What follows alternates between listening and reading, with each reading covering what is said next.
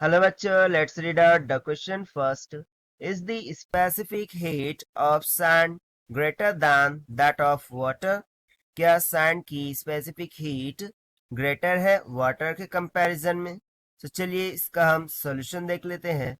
But before of that, let's talk about the key concept which we are going to use here for this question.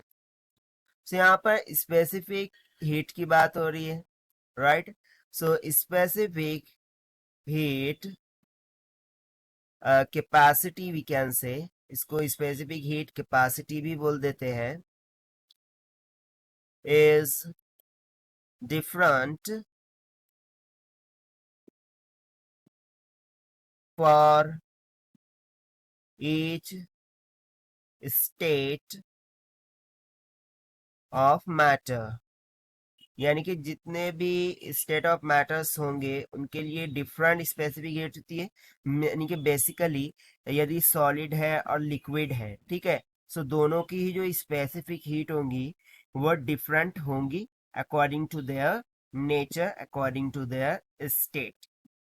And basically we also know that जो liquid होता है, ठीक है, liquid की जो specific heat होती है, let's say SL, वो ग्रेटर होती है as compare to the specific heat of solid से.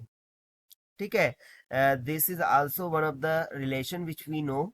सो इसी बेसिस पर हम देख लेते हैं यहाँ पर किसकी बात हो रही है. सो देखिए, एक तो है सैंड, ठीक है. अब सैंड जो है सो ये सॉलिड स्टेट में है, ठीक है, ये किसी स्टेट में है सॉलिड. वहीं पर यदि मैं वाटर की बात करूं, सो वाटर किस स्टेट में है, लिक्विड स्टेट में है. अब जैसा कि हमने कॉन्सेप्ट में जाना है कि लिक्विड की जो स्पेसिफिक हीट होती है वो ग्रेटर होती है as compare to solid state से. सो यहाँ इस रिलेशन से यदि मैं मान लूं कि सैंड के लिए स्पेसिफिक हीट है S और वाटर के लिए है S. सो सिंपली हम बोल सकते हैं जो स्पेसिफिक हीट ऑफ वाटर है वो ग्रेटर हो जाएंगी स्पेसिफिक हीट ऑफ सैंड से. बट ये तो हो गया कंसेप्ट के अकॉर्डिंग. बट यदि हम इनकी न्यूमेरिकल वैल्यूज के अकॉर्डिंग जाए, so specific heat of water वो कितनी होती है, 1 कैलोरी पर ग्राम डिग्री सेल्सियस के इक्वल. और वहीं पर यदि मैं सैंड के लिए बात करूं, सो सैंड की स्पेसिफिक हीट हो जाती है 0.19 calorie per gram degree Celsius. So by numerical values also you can see that कि दो जो स्पेसिफिक हीट ऑफ वाटर है वो क्या है, ग्रेटर है, ज्यादा है as compare to specific heat of sand से. सो यही हमें रिलेशन फाइंड करना था. सो ये हो गया हमारा फाइनल रिक्वायर्ड आंसर.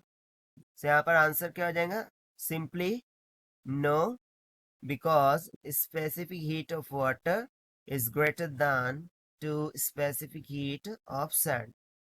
ठीक है. So this is what all about this question which we have solved by using the simple concept regarding the specific heat capacity.